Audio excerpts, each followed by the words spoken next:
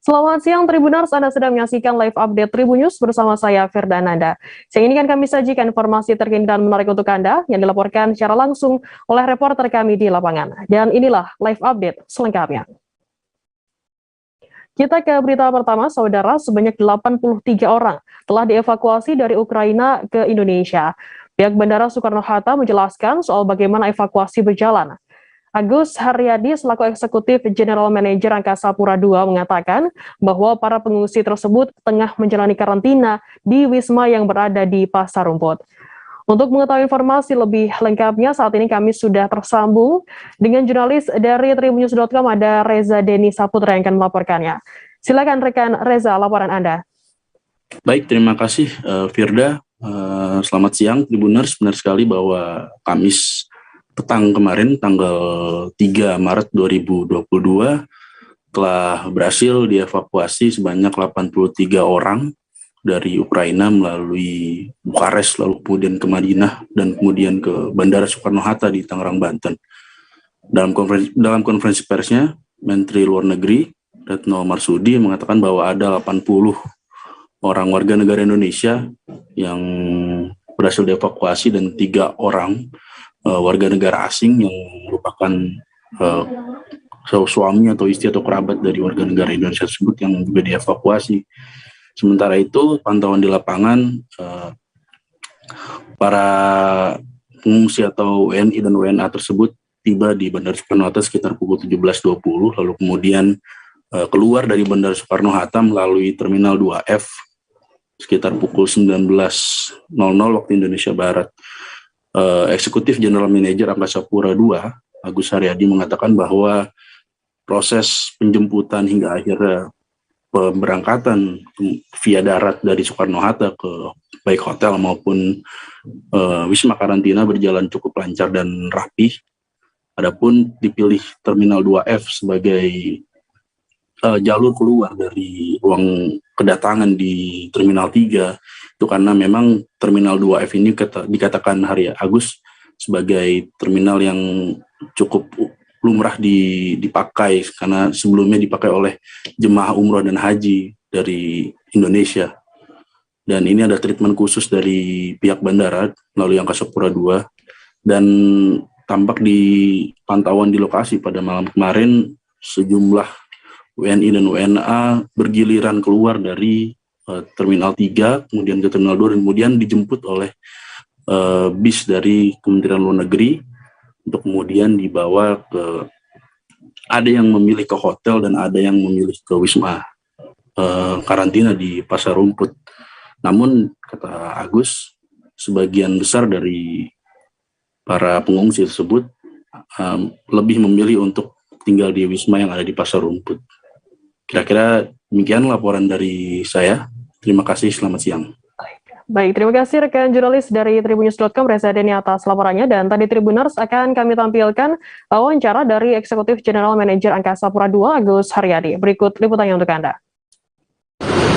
Ya, jadi kami bagian dari penjemputan evakuasi ini. Hari ini sudah dilaksanakan dengan pesawat charter dari Garuda. Kami alokasikan parking stand khusus di Golf 119, kemudian penumpangnya kami treatment khusus juga di Terminal 2F. Nah, kita tahu Terminal 2F ini biasanya kita gunakan untuk handling umroh. Nah, alhamdulillah prosesnya berjalan cukup cepat, lancar, dan rapi ya. Seperti kita lihat, bagian sudah bisa kita proses. Prosesnya sendiri tidak berbeda dengan penumpang lainnya, di mana kita nanti lakukan asesmen kesehatan, kemudian diproses untuk pembagian antara hotel dengan karantina. Dari apa?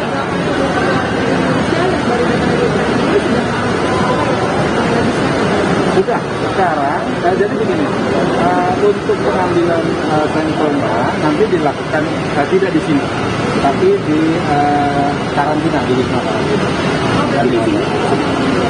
Di sini sedang proses untuk pemisahan mana yang harus hotel dan mana yang karantina.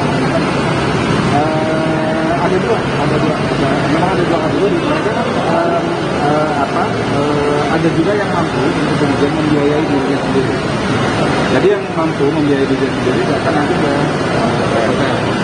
Pak, P2 sebagai pengelola nih rencananya ada kedatangan lainnya nggak pas selain ini, Pak? Kami sejauh ini masih menunggu informasi dan koordinasi dengan rekan-rekan dari Kemenlu yang dalam hal ini mereka yang kemudian mengumpulkan yang ada di sana. Kemudian setelah itu nanti kita diinformasikan seluruh stakeholder yang ada di sini untuk kemudian menghandle hari dan kapan waktunya.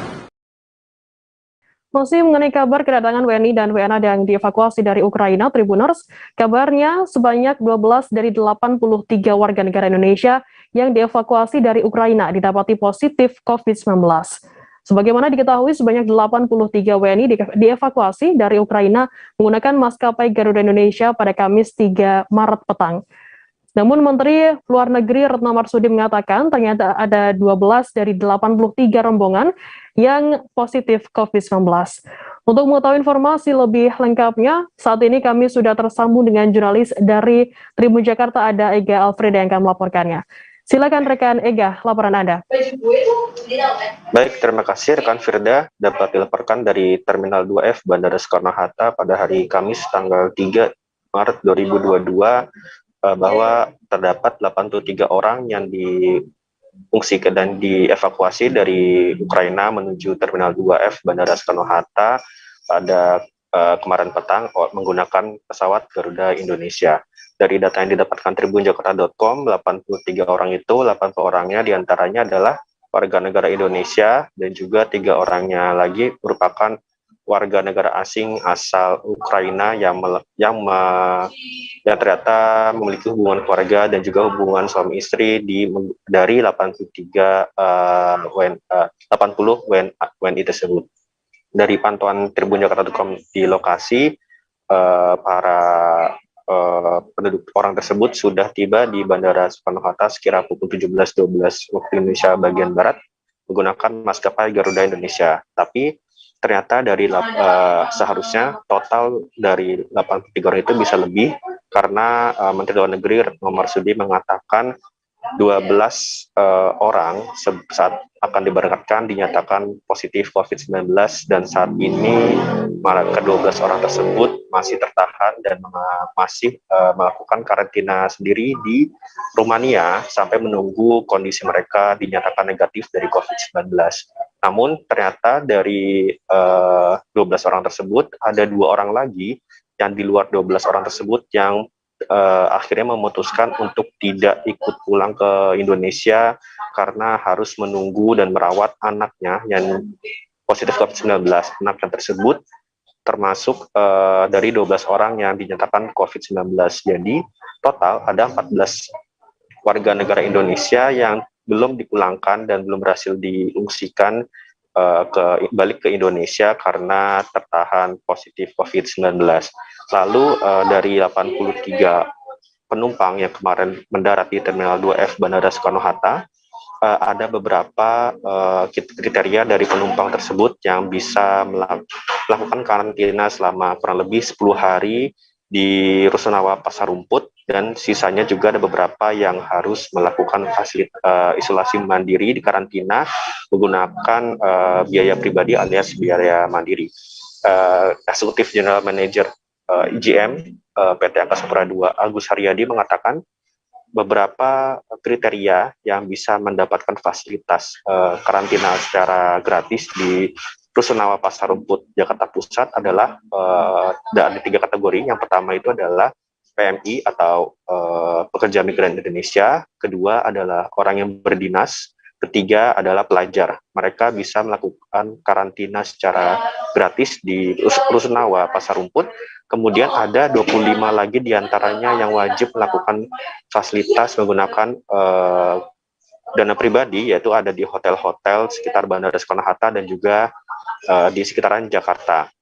Ke-25 warga tersebut yang melakukan karantina secara mandiri itu biasanya menurut Agus kebanyakan adalah pebisnis, wisatawan, dan juga orang yang kebetulan berlibur dan melewati Ukraina. Lalu sisanya bisa menggunakan fasilitas yang telah disediakan pemerintah setempat, yaitu di Rusunawa Pasar Rumput. Kemudian untuk nasib dari 12 orang yang positif COVID-19 tertahan di rumahnya ini nantinya akan dilakukan penjemputan kembali di gelombang kedua, yang mana Retno sendiri dan juga BP2MI masih belum bisa memastikan kapan penjemputan ke-12 warga tersebut. Nanti ke-12 warga tersebut yang masih tertahan di rumahnya itu akan digabungkan dengan gelombang kedua yang memang direncanakan dan dijadwalkan akan diterbangkan kembali karena masih ada beberapa warga negara Indonesia yang memang belum bisa keluar dari Ukraina dan belum bisa menggunakan menuju rumahnya untuk dijemput. Begitu kira-kira, Firda. Baik, ternyata ada 14 orang yang saat ini belum mendarat di Indonesia begitu ya. Baik, terima kasih rekan jurnalis dari Tribun Jakarta, Ega Alfreda, atas laporannya. Selamat bertugas kembali. Kita beralih ke informasi selanjutnya, Saudara. Wali Kota Jayapura Ben-Hur Tomimano meresmikan Gedung Dewan Perwakilan Rakyat Daerah atau DPRD Kota Jayapura dengan total realisasi anggaran 36 miliar rupiah lebih. Dalam sambutannya, Ben-Hur menyampaikan pembangunan dan pengembangan gedung DPRD Kota Jayapura merupakan suatu cerminan suara rakyat. Dikatakan Ben-Hur, dari gedung ini pula kantor DPRD Kota Jayapura akan menjadi saksi bertambahnya jumlah anggota DPRD Kota Jayapura. Informasi lebih lengkapnya akan disampaikan oleh rekan jurnalis kami dari Tribun Papua, ada Aldi Bimantara yang akan melaporkannya. Silakan rekan Aldi, laporan Anda.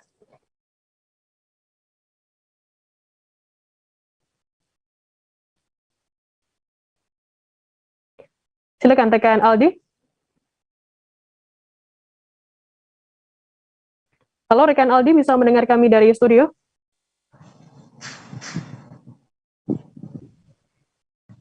Ya, halo Firda dan juga Tribuners. Wali Kota Jayapura Ben-Hur Tomimano meresmikan Gedung Dewan Perwakilan Rakyat Daerah Kota Jayapura dengan total luasan sebesar 10.424 meter persegi. Nah, ya, Firda dan juga Tribuners, dapat saya laporkan dari Kota Jayapura, Papua. Wali Kota Jayapura Ben-Hur Tomimano meresmikan Gedung Dewan Perwakilan Rakyat Daerah DPRD Kota Jayapura dengan total luasan 10.424 meter persegi. Firda dan juga Tribuners, dalam sambutannya Ben-Hur menyampaikan pembangunan dan pengembangan gedung DPRD Kota Jayapura merupakan suatu cerminan suara rakyat.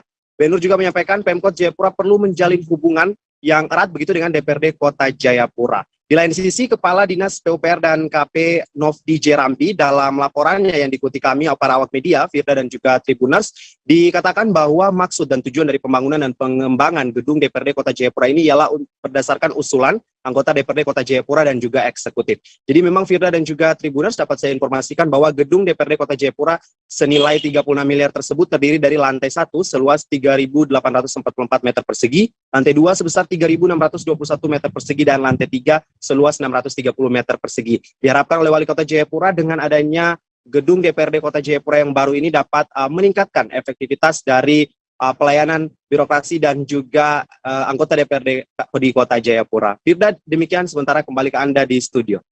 Baik, terima kasih rekan jurnalis dari Tribun Papua, Aldi Bimantara, atas laporannya. Selamat bertugas kembali. Kita beralih ke informasi selanjutnya, Saudara. Area makam Sultan Maulana Hasanuddin di Banten tidak tergenang. Tribuners, kita akan jeda sejenak, tetaplah di live update. Oke, apa kabar Bang Arif di sini untuk strateginya? Kalau saya sendiri di Jumit 37 ini yang semalam baru mulai, saya udah pasti. Sebenarnya aku nggak ngerasa itu penangkapan atau penggerbegan atau apapun itu, karena gini loh, posisinya aku kriteria. Jadi kita mengenal disebut dengan stroke yang tidak berdarah dengan stroke yang berdarah. Stroke yang tidak berdarah itu biasanya ditandai dengan adanya penyumbatan. Kalau itu penyumbatan di sini mungkin pikirnya tidak ke situ kali ya, tapi kalau di Korea atau di Kamboja itu ada beberapa paper yang saya itu mas ya dulunya tukang koran. Oh gitu ya, tukang koran ya, saya baca itu tuh kan, pernah baca kan ya. Jadi kalau saya jadi tanggal itu udah bersyukur banget si anak ini dijadikan sebagai tersangka begitu ya. Kalau ini kita bicara yang di luar kasus Sibolga ya, dengan nama hujan shower. di mana terdapat batas jelas antara daerah hujan dan tidak hujan yang biasanya terjadi pada fase awal mature stage atau tahap berbahaya dewasa. itu Kang. Jadi mulai artinya terjadinya perlembekan. Nah itu untuk penetrasi akan sulit gitu ya. Dok, saya ini menurut saya memang tidak mudah, bukan urusan tanah diambil. Kalau misalnya Amerika Serikat sekarang, Rasulullah mengatakan dalam sebuah hadis bahwa berpuasa di 6 hari Syawal itu. Oke, apa kabar Bang Arif di sini untuk strateginya? Kalau saya sendiri di Jumit 37 ini yang semalam baru mulai, saya udah pasti. Sebenarnya aku nggak ngerasa itu penangkapan atau penggerbegan atau apapun itu, karena gini loh, posisinya aku kriteria. Jadi kita mengenal disebut dengan stroke yang tidak berdarah dengan stroke yang berdarah. Stroke yang tidak berdarah itu biasanya ditandai dengan adanya penyumbatan. Kalau itu terjadi di sini mungkin pikirnya tidak ke situ kali ya, tapi kalau di Korea atau di Kamboja itu ada beberapa paper yang saya itu Mas, ya dulunya tukang koran. Oh gitu ya, tukang koran. Ya saya baca itu Pak. Tuh kan pernah baca kan? Jadi kalau saya jadi tanggal itu udah bersyukur banget.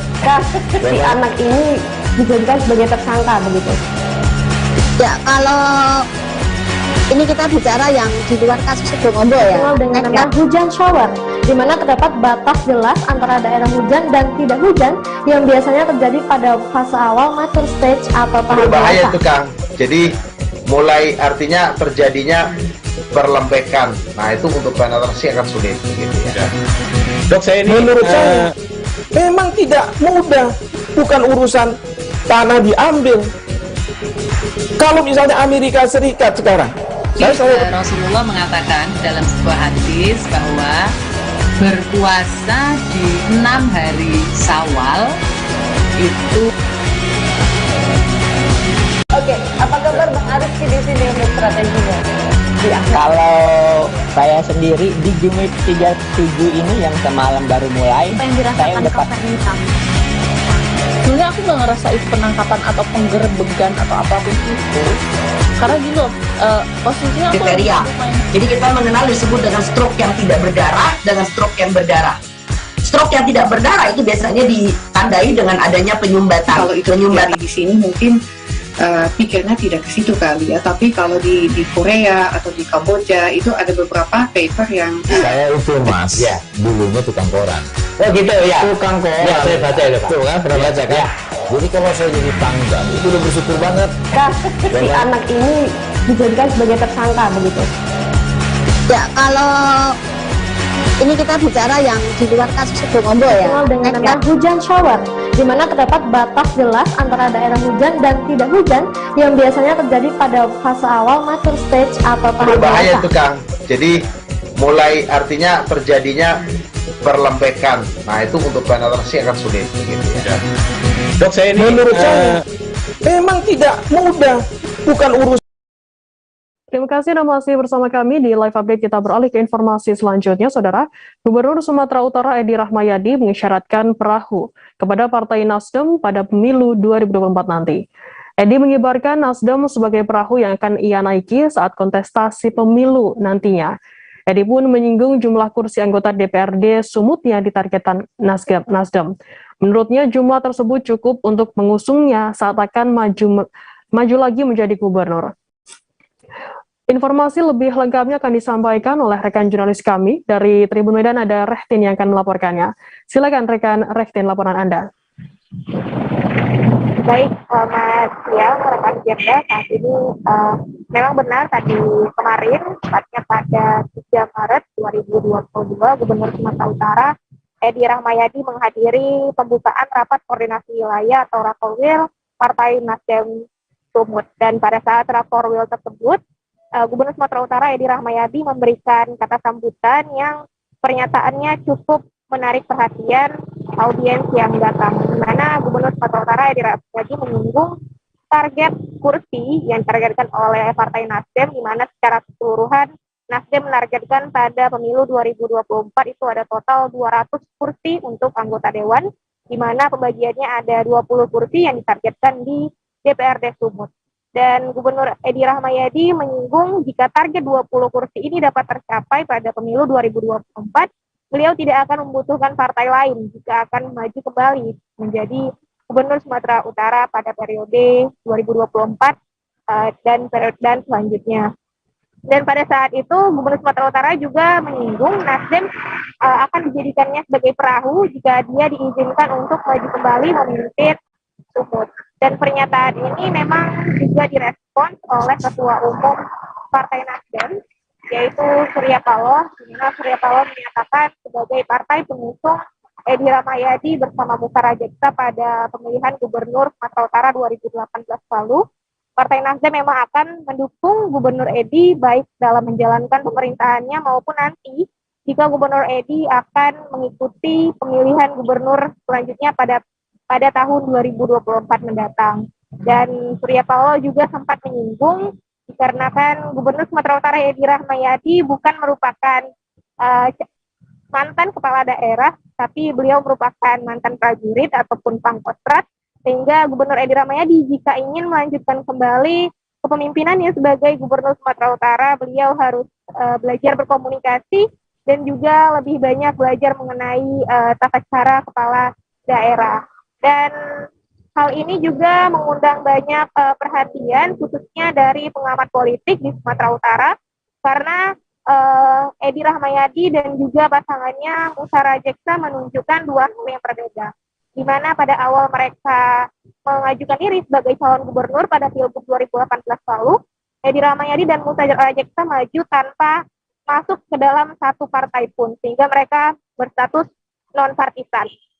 Tapi seiring berjalannya waktu, Wakil Edi Rahmayadi, Wakil Gubernur Sumatera Utara, Musa Rajeksa memutuskan untuk masuk ke dalam Partai Golkar dan saat ini juga sudah memimpin Dewan Perwakilan Daerah Golkar di tingkat Sumatera Utara. Sementara Edi hingga saat ini belum sama sekali masuk ke dalam partai manapun.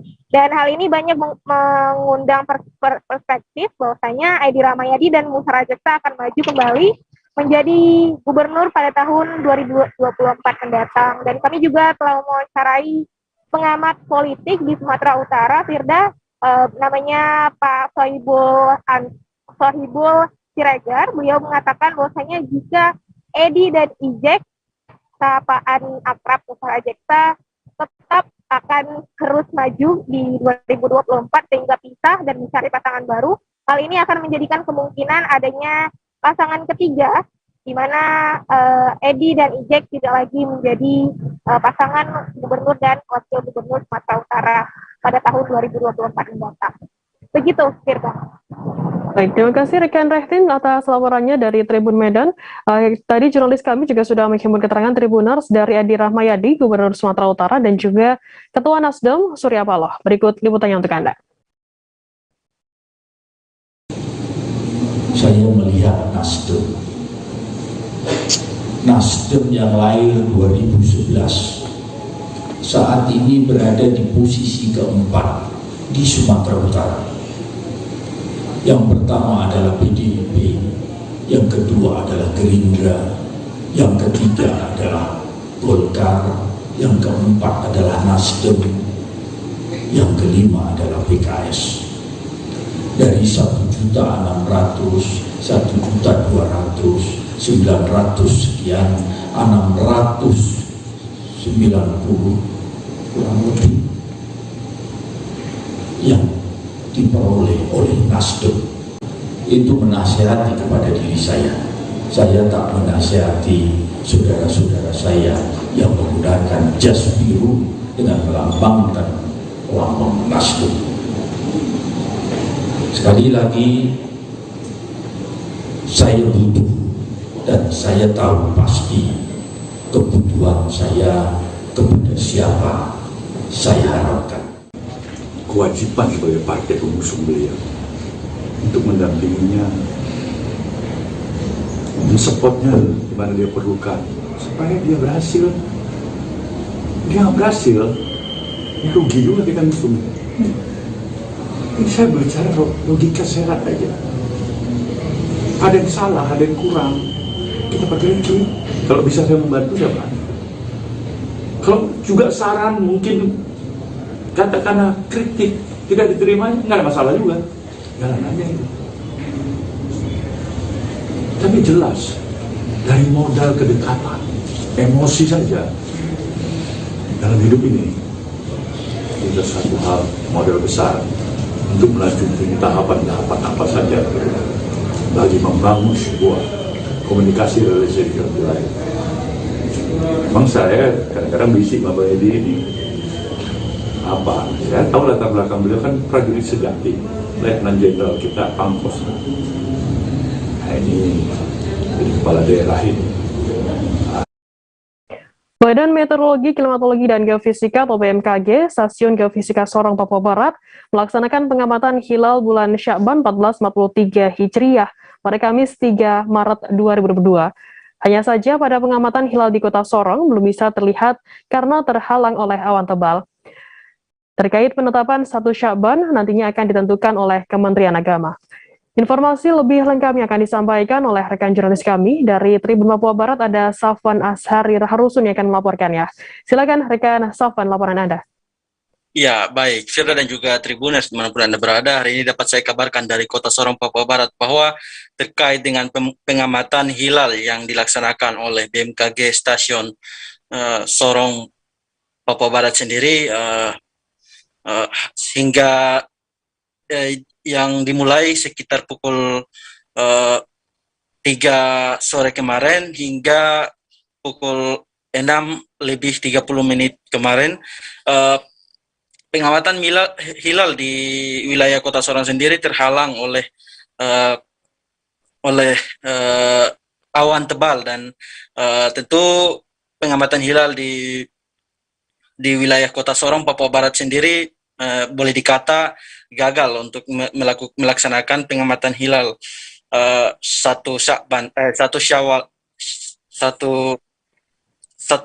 Sya'ban maksud saya. Dan berdasarkan koordinasi dengan BMKG wilayah Jayapura, Papua, hingga malam kemarin mereka juga tidak mendapatkan hilal, sehingga hasil dari wilayah Indonesia Timur, pengamatan hilal untuk sementara tidak terlihat karena awan tebal menutupi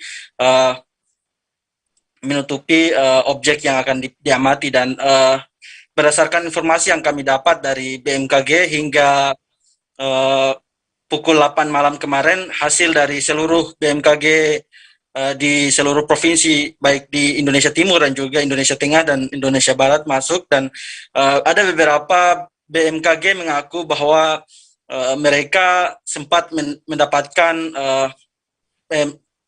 mengamati hilal yang muncul pada sore kemarin, dan tentu hasil yang diamati oleh wilayah lain artinya menyampaikan hasilnya ke Kementerian Agama, dan selanjutnya akan ditetapkan sebagai bulan Sya'ban begitu. Baik, terima kasih rekan jurnalis dari Tribun Papua Barat, Safwan, atas laporannya. Dan tadi Tribuner, Safwan juga sudah menyimpulkan keterangan dari Kepala BMKG Stasiun Geofisika Sorong, Ruli Oktavia Hermawan. Berikut liputannya untuk Anda. Kami sampaikan pada pukul 19:10 ini kami sampaikan bahwa pengamatan hilal penentuan awal Sya'ban 1443 Hijriah di Stasiun Geofisika Sorong di Kota Sorong tidak mendapati hilal, ya, karena posisi ufuk berawan sehingga kita mengalami kesulitan untuk mendapatkan citra hilal. Demikian yang bisa kami sampaikan. Berarti untuk penetapan 1 Sya'ban ini hari ini tidak bisa ya, atau bagaimana? Baik, proses penetapan itu ditentukan oleh tim dari Kementerian Agama. Kami dari BMKG melakukan pengamatan di seluruh Indonesia dari Aceh sampai Merauke. Salah satunya kami di Kota Sorong melaporkan segera. Ya, tadi begitu bulan terbenam 19:06 kami laporkan bahwa di Sorong tidak mendapatkan citra hilal. berbarengan dengan kondisi ufuk berawan. Demikian. Siap. Kalau untuk koordinasi dengan daerah-daerah lain sampai sejauh ini Ya, ada tidak tampak hilal? Baik, sampai saat ini kan kita tahu ya, kita di wilayah Indonesia Timur, sementara sudah selesai. Adapun di wilayah Indonesia Tengah dan Indonesia Barat sedang dalam proses. Kami masih menunggu sampai pukul 8 atau 9 malam untuk hasil seluruhnya di seluruh Indonesia. Kita beralih ke Banten, saudara. Area makam Sultan Maulana Hasanuddin di Banten tidak tergenang air, padahal di wilayah sekitarnya terendam banjir pada Selasa 1 Maret. Wakil Ketua Kenaziran Banten Lama, Uci Amin, mengatakan banjir di sekitar area makam mencapai ketinggian lebih dari 1 meter. Namun area dalam masjid dan makam Sultan Maulana Hasanuddin tidak tergenang air. Informasi lebih lengkapnya akan disampaikan oleh rekan jurnalis kami dari Tribun Banten, ada Milda yang akan melaporkannya. Silakan rekan Milda, laporan Anda. Ya baik, Tribuners, dapat dilaporkan bahwasanya pada hari Selasa di sekitar kawasan wisata religi Banten Lama, air sempat menggenang di sekitar area masjid.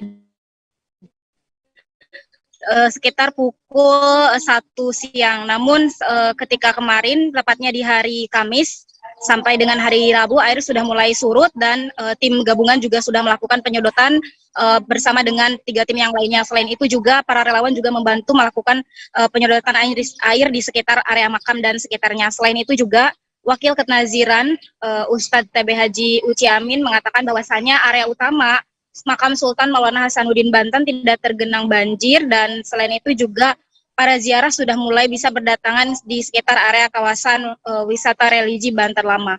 Selain itu juga area masjid utama sendiri, Ustadz Uci mengatakan bahwasanya area tersebut tidak tergenang banjir, akan tetapi ketika banjir menggenang di sekitar area kawasan makam, ada sedikitnya beberapa peziarah namun tidak terlalu banyak. Selain itu juga kondisi saat ini sudah mulai stabil, area makam juga sudah mulai didatangi oleh berbagai peziarah dari luar Banten. Selain itu juga sumber air bersih sudah tersedia di sekitar area masjid. Begitu rekan Firda. Baik, terima kasih rekan jurnalis dari Tribun Banten, Milda, atas laporannya. Selamat bertugas kembali. Kita beralih ke informasi selanjutnya, saudara. Banjir yang terjadi pada Kamis 3 Maret menggenangi 7 kecamatan di Kabupaten Klaten, Jawa Tengah. Ketinggian banjir bervariasi mulai dari mata kaki hingga dada orang dewasa. Selain banjir yang melanda sejumlah tempat, karena intensitas yang tinggi, air yang tinggi membuat salah satu jembatan di Klaten tidak bisa dilalui. Informasi lebih lengkapnya akan disampaikan oleh rekan jurnalis kami dari Tribun Solo, ada Ibnu Dwi Tamtomo. Silakan rekan Ibnu. Ya, terima kasih rekan Firda dan Tribuners. Curah hujan yang tinggi sebabkan banjir di 7 kecamatan di Kabupaten Klaten dan membuat satu jembatan rusak berat.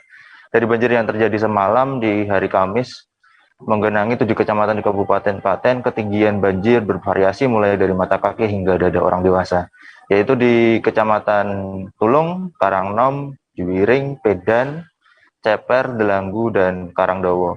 Berikut data yang disampaikan oleh Kepala Pelaksana BPBD Pemkab Klaten, Sri Winoto.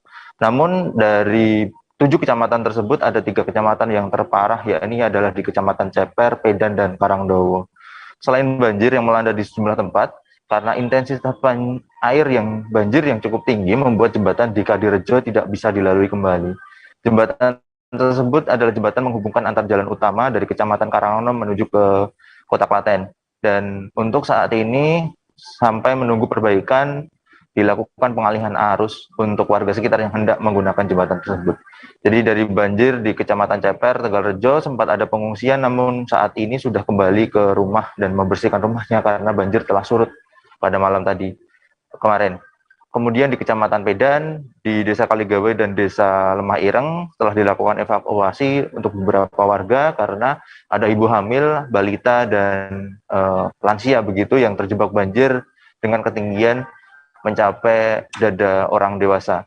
Dan di Desa Kupang, Kecamatan Karangdowo, banjir akibat sumbatan rumpun bambu di jembatan sehingga air meluap, dan hingga hari ini masih dipantau oleh BPBD apakah masih masuk ke dalam pemukiman warga atau sudah surut begitu. Menurut Sri Winoto, Banjir tersebut terjadi karena curah hujan yang cukup tinggi dan berlangsung dalam kurun waktu yang cukup lama. Ketinggian air di setiap wilayah bervariasi. Yang terendah itu mulai dari mata kaki dan yang tertinggi ada pada sampai dengan dada orang dewasa. Akibat banjir belum surut hingga semalam, beberapa lansia dan ibu hamil balita dievakuasi menggunakan perahu karet oleh tim SAR gabungan Kabupaten Klaten. Meski banjir terjadi cukup parah, namun tidak ada korban jiwa akibat banjir semalam. Dan Winarto menegaskan bahwa upaya dari BPBD khususnya untuk melakukan pendataan dan asesmen lalu akan dikoordinasikan dengan pihak yang terkait. Dia juga menambahkan bahwa dugaan sementara penyebab banjir adalah rumpun bambu yang menjembat jembatan dan rencananya hari ini sudah dilakukan pembersihan oleh pihak yang terkait. Berikut rekan Firda. Baik, terima kasih rekan jurnalis dari Tribun Solo Ibnu Dwi Tamtom atas laporannya. Selamat bertugas kembali. Kita beralih ke informasi selanjutnya, Saudara, masih terkait banjir. Banjir kembali melanda Kampung Argentina, Ternate Tanjung Lingkungan 1, Singkil Manado, pada Sulawesi Utara pada Kamis 3 Maret kemarin. Menurut keterangan Kepala Lingkungan 1 Ternate, Tanjung Muhtar Sawotong, banjir ini adalah banjir kedua setelah sebelumnya juga sempat terjadi banjir. Informasi lebih lengkapnya akan disampaikan oleh rekan jurnalis kami dari Tribun Manado, ada Iswara Safitri yang akan melaporkannya. Silakan rekan Iswara. Ya, selamat siang Firda dan Tribuners. Jadi betul kemarin pada hari Kamis tanggal 3 Maret 2022 terjadi banjir yang setinggi 2 meter, khususnya di daerah-daerah dataran rendah di bantaran sungai yang ada di Kota Manado, seperti Kelurahan Kairagi, Malendeng, dan juga seperti yang tadi Firda sudah sebutkan, yaitu di Ternate Tanjung. Nah, di Ternate Tanjung sendiri yang terdampak cukup parah itu ada di Kampung Argentina, yaitu Ternate Tanjung Lingkungan 1 dan juga Ternate Tanjung Lingkungan 3.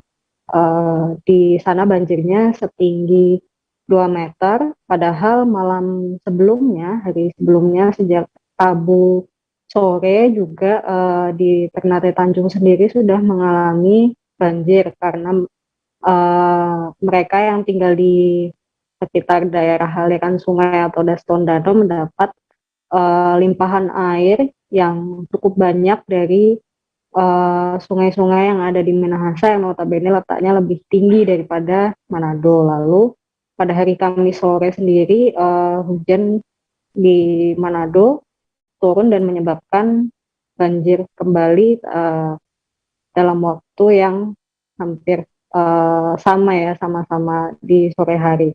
Nah, untuk keterangan dari pihak Kepala Lingkungan 1 Ternate Tanjung, yaitu Pak Muhtar Sawotong, beliau mengatakan bahwa di lingkungan 1 sendiri ada sekitar 54 rumah terdampak dan 108 kakak yang juga terdampak dan terpaksa mengungsi di masjid sekitar atau di rumah tetangga dan juga di rumah saudara.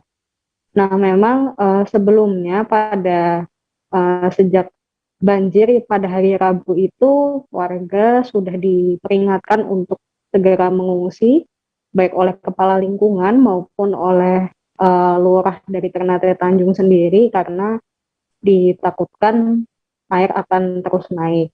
Nah, tapi ternyata ada beberapa warga yang memang memilih untuk tidak mengungsi karena rumahnya sendiri berada di memiliki 2 lantai, jadi mereka masih bisa mengungsi di lantai 2 rumahnya.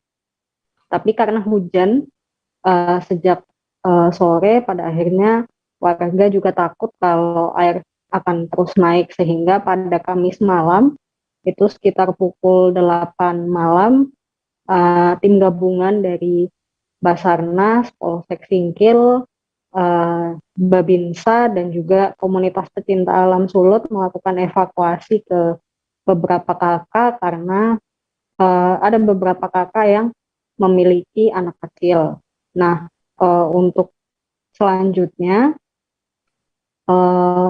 beberapa kakak yang berhasil dievakuasi tersebut mengungsi di rumah tetangga atau di masjid seperti yang tadi saya bilang. Nah, untuk banjirnya sendiri sudah mulai surut tadi malam, itu sekitar pukul 9 atau pukul 10 malam begitu sudah surut perlahan, dan pagi tadi warga di Ternate Tanjung sendiri sudah berhasil, maksudnya sudah membersihkan lingkungan mereka dari lumpur atau material yang sudah dibawa banjir. Seperti itu, Firda.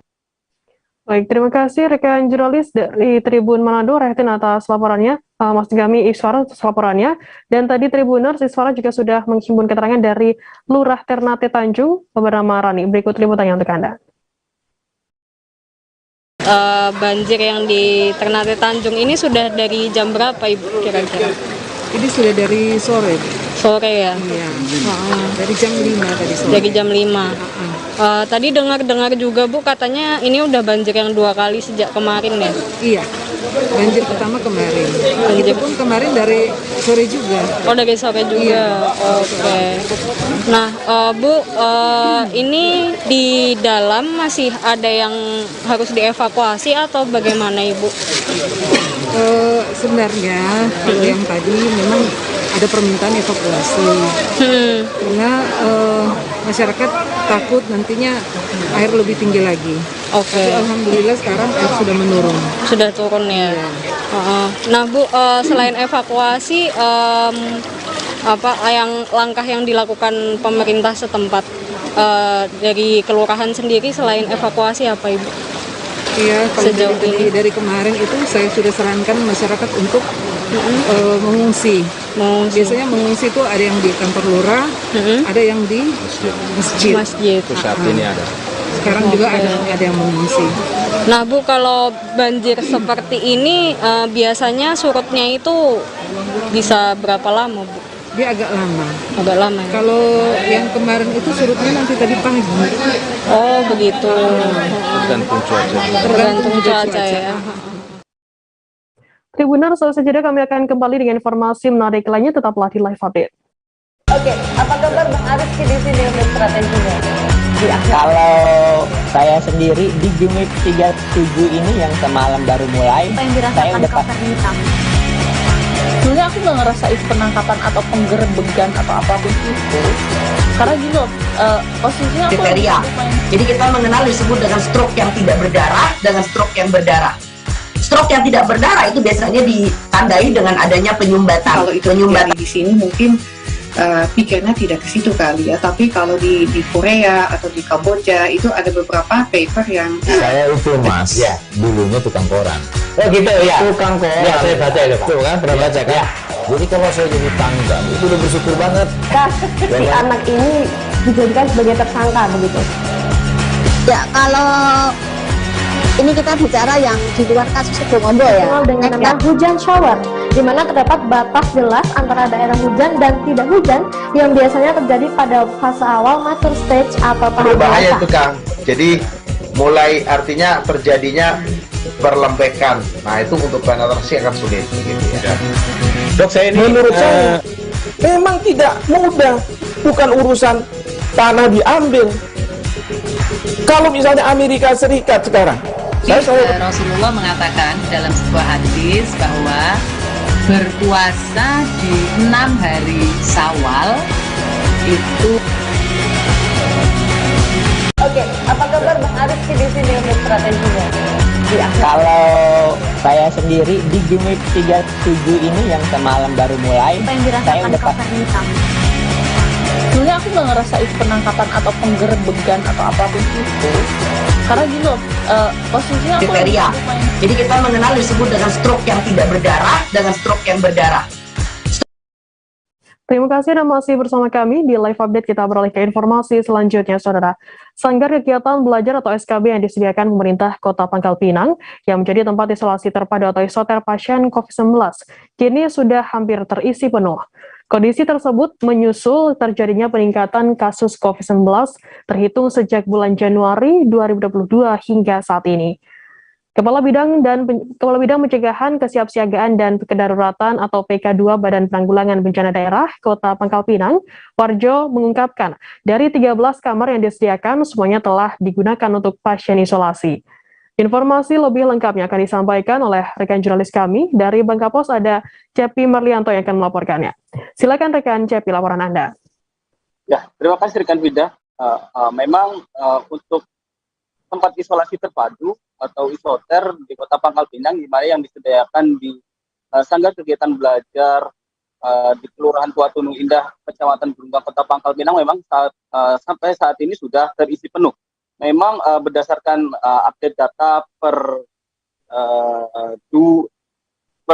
Rabu 2 Maret 2022 lalu, memang setidaknya ada sekitar 23 pasien yang menjalani isolasi di tempat isolasi terpadu tersebut. Namun berdasarkan update data per hari ini, yakni per tanggal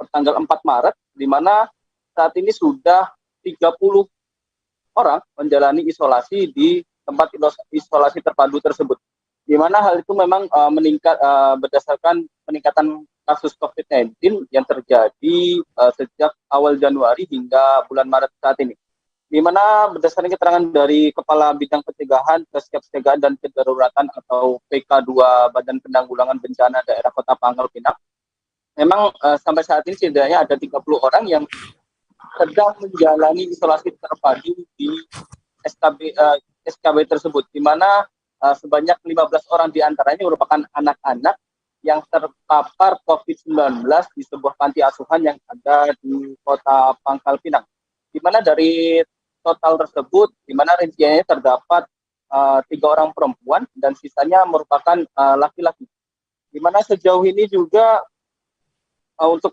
fasilitas yang disediakan di tempat isolasi terpadu tersebut memang saat ini memang sudah cukup lengkap, di mana ada tempat tidur, kemudian fasilitas lainnya berupa ruangan kamar mandi, sehingga ruangan olahraga. Di mana untuk kapasitas tempat isolasi tersebut saat ini memang hanya cukup bagi 30 pasien, di mana hal itu mengingat keterbatasan ruangan, di mana untuk tempat isolasi tersebut saat ini terdapat 13 ruangan dan terdiri dari 13 tempat tidur.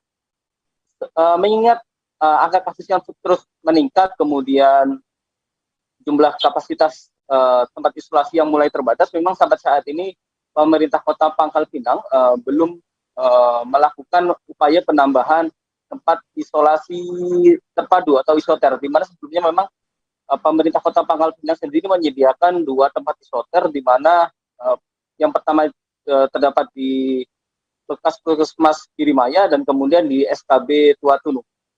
Namun seiring perkembangan kasus, memang saat ini untuk kasus COVID-19 di Kota Pangkal Pinang, jumlah total kasus aktif sendiri mencapai 1.828 orang, di mana hampir sekitar 1.000 orang lebih yang terpapar COVID di Pangkal Pinang saat ini menjalani isolasi mandiri di rumahnya masing-masing. Begitu rekan Firda. Baik, terima kasih rekan jurnalis dari Bangkapos, Cepi, atas laporannya. Dan Tribuners, akan kami tampilkan wawancara dari Kabid PK2 PPB di Kota Pangkal Pinang bernama Bapak Warjo. Berikut liputannya untuk Anda. Kita ada 23 orang, 20 laki-laki, 3 perempuan. Sedangkan kapasitas bed kita ini 30. Bed kapasitasnya 30, sedangkan ruangan kamarnya ada 13. Ya, artinya kalau di kita sekarang 23, berarti di isoman ya, sisanya isoman berarti. Ya, isoman itu dalam artian masih pemantauan dari puskesmas.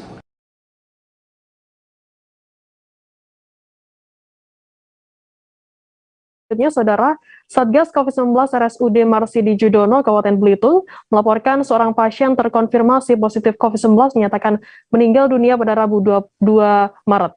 Seorang bayi perempuan berusia 7 bulan yang sempat dirawat di ruangan Pinang selama sehari mengalami henti jantung dan meninggal dunia. Informasi lebih lengkapnya akan disampaikan oleh rekan jurnalis kami dari Pos Belitung, ada Dede Suhendar yang akan melaporkannya. Silakan rekan Dede, laporan Anda. Ya, baik, Firda, bisa kami sampaikan informasi berdasarkan rilis dari Satgas COVID RSUD Kabupaten Belitung. Bayi berinisial AAS ini masuk ruang perawatan pada tanggal 1 Maret 2022 sekitar pukul 6 pagi dengan status swab antigen positif dan terkonfirmasi PCR di RSUD. Selain itu, pasien juga mengalami gejala-gejala klinis COVID-19.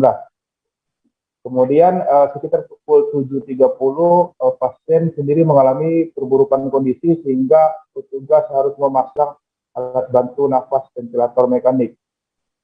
Keesokan harinya pada hari Rabu tanggal 2 Maret 2022 sekitar pukul 12.50 pasien tiba-tiba mengalami kondisi henti jantung sehingga petugas mengambil tindakan melakukan pijat jantung luar. Pada waktu itu hasilnya terjadi perbaikan dan detak jantung pasien kembali normal sehingga petugas melakukan proses inkubasi ulang. Namun selang beberapa menit, tepatnya sekitar pukul 1, tiba-tiba pasien kembali mengalami henti jantung dan petugas kembali melakukan proses pijat keluar jantung.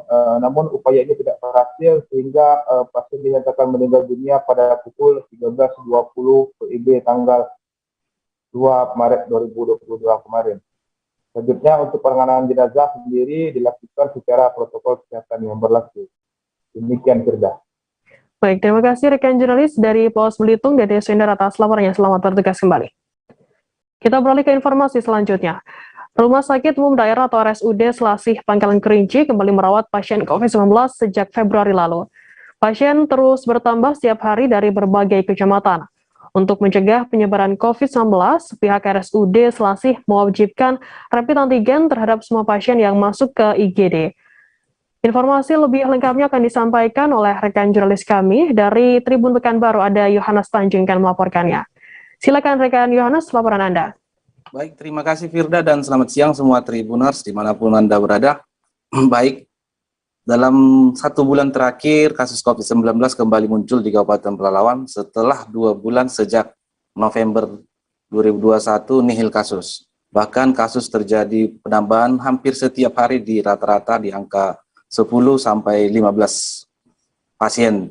Hal itu yang menyebabkan RSUD Selasih Pangkalan Kerinci menetapkan sebuah kebijakan untuk melakukan swab antigen terhadap semua pasien yang masuk dari kamar IGD. Setiap pasien akan dilakukan pemeriksaan untuk menyatakan jika mereka terkonfirmasi positif atau tidak. Hal itu baru bisa dilakukan penanganan selanjutnya. Apabila pasien dinyatakan reaktif, akan dilanjutkan dengan pemeriksaan swab PCR untuk memastikan hasil yang lebih akurat lagi. Dan pasien akan diarahkan untuk dirawat di ruang isolasi khusus COVID. Sedangkan jika mereka dinyatakan negatif, mereka dilanjutkan penanganan terhadap penyakit yang diderita dan dipersilakan untuk dirawat di ruang rawat biasa. Untuk ini juga Pak Rumah Sakit akan menetapkan juga kebijakan jika setiap pasien yang dijaga oleh keluarganya juga tidak lebih dari 1 orang. Hal ini juga menunjukkan bahwasanya dalam 2 pekan terakhir setiap pasien COVID-19 di Rumah Sakit Umum Daerah Selasih telah dilakukan penanganan oleh 5 orang dokter umum, sebanyak 10 orang juga perawat, dan ditambah oleh dokter spesialis paru, spesialis anak, dan beberapa spesialis lainnya. Mereka kembali diaktifkan setelah beberapa pasien yang terkonfirmasi positif menjalani perawatan intensif di ruang isolasi. Sebenarnya memang kebanyakan saat ini pasien COVID-19 di Kabupaten Pelalawan menjalani isolasi mandiri. Namun beberapa di antaranya karena mengalami gejala klinis yang berat dan juga ada komorbid atau penyakit bawaan terpaksa harus dirawat di ruang isolasi rumah sakit. Salah satunya yaitu di rumah sakit atau di RSUD Selasih Kabupaten Pelalawan. Untuk sumber daya bisa kami sampaikan, Tribuners, di RSUD Selasih Pangkalan Kerinci memiliki 14 tempat tidur untuk ruang isolasi COVID-19 yang biasa. Ada ditambah dengan ruang isolasi ICU untuk COVID-19, ditambah juga 1 ruangan untuk ruang bedah. Ditambah juga dengan ada 7 ruangan khusus untuk perawatan anak yang terkonfirmasi COVID-19. Seperti hasil konfirmasi kami dengan Satgas COVID-19 hari ini, tercatat ada 123 kasus aktif COVID-19 yang ada di Kabupaten Pelalawan. Sebanyak 65 pasien diantaranya direkomendasikan untuk menjalani isolasi secara mandiri, baik itu di rumah masing-masing ataupun di beberapa tempat khusus yang disiapkan oleh perusahaan. Sedangkan selebihnya menjalani isolasi penanganan di ruang isolasi rumah sakit, baik itu di Kota Pekanbaru maupun di Kabupaten Pelalawan. Demikian informasi yang bisa kami sampaikan kepada Anda Tribuners. Dari saya, Johannes Tanjung, jurnalis tribunpekanbaru.com yang bertugas di Kabupaten Pelalawan. Kembali ke studio, Firda. Baik, terima kasih rekan Yohanes Tanjung melaporkan langsung dari Pelalawan. Tribuners, akan kami tampilkan wawancara yang tadi sudah dihimpun oleh rekan kami dari Direktur Utama RSUD Selasih Pangkalan Kerinci, Dr. Irna. Berikut liputannya untuk Anda. Laksanakan, karena di samping melayani masyarakat, kami juga harus melindungi tenaga kesehatan kami kan. Betul. Makanya diberlakukan wajib rapid. Ya, jadi judulnya tuh safety masyarakat, safety tenaga kesehatan. Nah, sekarang yang dirawat terkonfirmasi ada 3 orang. Betul. Kemudian ada lagi yang suspek yang baru masuk 3 orang. HP dan obat-obatan itu alhamdulillah sudah mulai normal. Beredar kabar puluhan perawat di Kabupaten Pasangkayu, Sulawesi Barat tidak mengantongi izin praktik. Diduga perawat bertugas tanpa mengantongi surat tanda registrasi atau STR dan surat izin praktik perawat atau SIPP dipekerjakan di RSUD Aku Pasangkayu, Desa Aku, Kecamatan Pasangkayu. Informasinya ada sebanyak 21 perawat yang tidak mengantongi izin bekerja di rumah sakit yang baru saja dinyatakan BLUD tersebut. Informasi lebih lengkapnya akan disampaikan oleh rekan jurnalis kami dari Tribun Sulbar. Ada Sugianto yang akan melaporkannya. Silakan laporan Anda.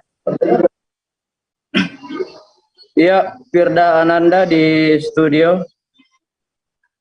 Benar sekali bahwa akhir-akhir ini informasi beredar adanya 21 perawat yang dipekerjakan di RSUD Ako Kabupaten Pasangkayu diduga tidak mengantongi izin, yakni surat tanda registrasi dan surat izin praktek perawat.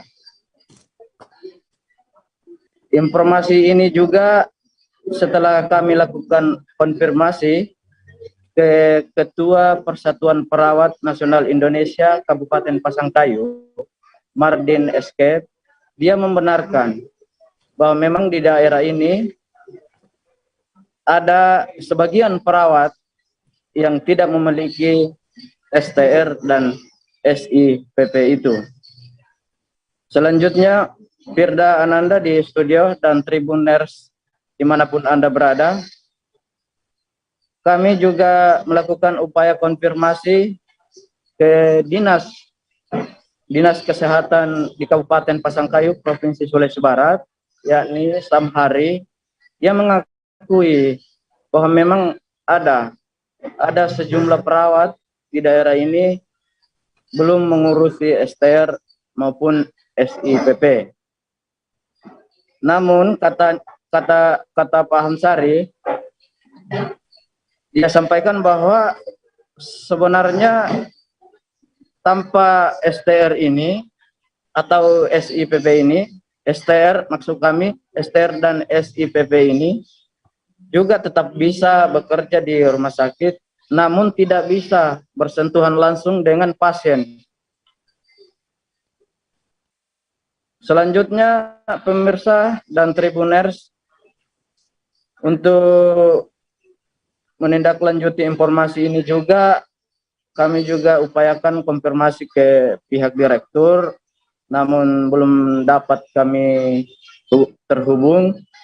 Tapi humas di sana bernama Ading Marulung menyampaikan bahwa semenjak Rumah Sakit Kabupaten Pasangkayu RSUD Ako beralih ke Badan Usaha Daerah, STR itu sudah menjadi kewajiban untuk dilampirkan ketika perawat ini mendapat honor, begitu maksud kami, Tribuners. Ya. Dan selanjutnya informasi beredarnya ini juga memicu kekhawatiran terjadi hal-hal yang tidak diinginkan. Misalnya Tribuners, adanya perawat yang bersentuhan dengan pasien yang tidak memiliki izin itu, takutnya akan terjadi malapraktik. Anggota DPRD setempat sendiri, yakni Karma Yunus dari fraksi Nasdem, dia menyayangkan hal ini bisa terjadi di Kabupaten Pasangkayu, sehingga ia akan berupaya berkoordinasi atau memanggil langsung pihak dinas supaya informasi yang beredar ini termasuk ke 21 perawat yang diduga tidak memiliki STR dan SIPP ini agar segera mengurus ke organisasi profesinya itu sendiri. Dalam hal ini organisasi PPNI. Begitu Tribuners. Tambahan ini juga tidak adanya STR ini juga ternyata sudah ada ancaman, yaitu didenda 100 juta baik yang mempekerjakan maupun perawat itu sendiri. Itu sudah tertuang dalam aturan tentang ketenaga perawatan. Mungkin itu saja yang saya dapat gambarkan atau informasikan dari daerah Kabupaten Pasangkayu, Sulawesi Barat. Firda Ananda di studio. Baik, terima kasih rekan jurnalis dari Tribun Sulbar, Sugianto atas laporannya. Selamat bertugas kembali. Tribuners, kita akan jeda sejenak, tetaplah di live update. Oke, apa kabar Bang Arif di sini untuk strateginya? Kalau saya sendiri di Jumip 37 ini yang semalam baru mulai, saya udah pasti. Sebenarnya aku nggak ngerasa itu penangkapan atau penggerebegan atau apapun itu, karena gini loh, posisinya aku kriteria. Jadi kita mengenal disebut dengan stroke yang tidak berdarah dengan stroke yang berdarah. Stroke yang tidak berdarah itu biasanya ditandai dengan adanya penyumbatan. Kalau itu terjadi di sini mungkin pikirnya tidak ke situ kali ya, tapi kalau di Korea atau di Kamboja itu ada beberapa paper yang saya itu Mas, ya dulunya tukang koran. Oh gitu ya, tukang koran. Ya saya baca itu Pak. Tuh kan pernah baca kan? Ya. Jadi kalau saya jadi tanggam itu udah bersyukur banget. Si anak ini dijadikan sebagai tersangka begitu. Ya kalau ini kita bicara yang di luar kasus Situbondo ya. Dikenal dengan nama hujan shower, di mana terdapat batas jelas antara daerah hujan dan tidak hujan yang biasanya terjadi pada fase awal mature stage atau tahap berbahaya itu Kang. Jadi mulai artinya terjadinya perlembekan. Nah itu untuk penetrasi akan sulit begitu ya. Dok, saya ini menurut saya memang tidak mudah, bukan urusan tanah diambil. Kalau misalnya Amerika Serikat sekarang, Rasulullah mengatakan dalam sebuah hadis bahwa berpuasa di 6 hari Syawal itu. Oke, apa kabar Bang Arif di sini untuk strateginya? Kalau saya sendiri di Jumip 37 ini yang semalam baru mulai, saya udah pasti. Sebenarnya aku nggak ngerasa itu penangkapan atau penggerebegan atau apapun itu, karena gini loh, posisinya aku kriteria. Jadi kita mengenal disebut dengan stroke yang tidak berdarah dengan stroke yang berdarah. Stroke yang tidak berdarah itu biasanya ditandai dengan adanya penyumbatan. Kalau itu terjadi di sini mungkin pikirnya tidak ke situ kali ya, tapi kalau di Korea atau di Kamboja itu ada beberapa paper yang saya itu Mas, ya dulunya tukang koran. Oh gitu ya, tukang koran. Ya saya baca itu Pak. Tuh kan pernah baca kan? Ya.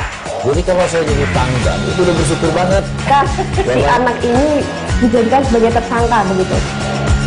Ya kalau ini kita bicara yang di luar kasus Situbondo ya. Dikenal dengan nama hujan shower, di mana terdapat batas jelas antara daerah hujan dan tidak hujan yang biasanya terjadi pada fase awal mature stage atau tahap berbahaya itu Kang. Jadi mulai artinya terjadinya perlembekan. Nah itu untuk penetrasi akan sulit begitu ya.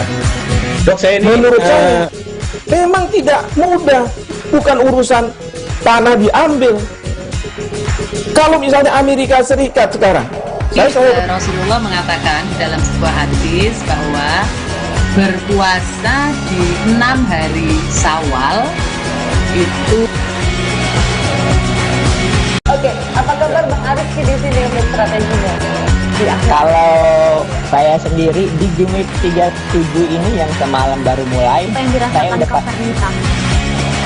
Sebenarnya aku nggak ngerasa itu penangkapan atau penggerbegan atau apapun itu. Karena gini loh, posisinya aku Kriteria. Jadi kita mengenal disebut dengan stroke yang tidak berdarah dengan stroke yang berdarah.